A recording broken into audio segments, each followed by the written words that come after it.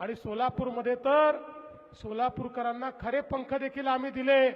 इथलं एअरपोर्ट लोक म्हणायचे इथे कधी विमान सेवा सुरू होणार नाही, पण इथली विमान सेवा आम्ही सुरू करून दाखवली।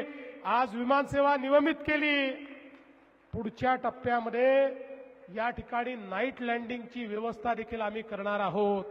याचं कारण आहे, एक काळ असा होता एखादं विमानतळ श्रीमंतांची निशाणी होती, पण आता विमानतळ ही केवळ श्रीमंतीची निशाणी नाही आहे।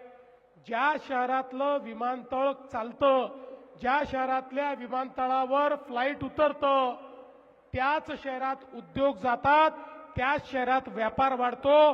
जिथे एअरपोर्ट नाही, जिथे फ्लाईट नाही, त्या ठिकाणी उद्योजक आता जात नाही।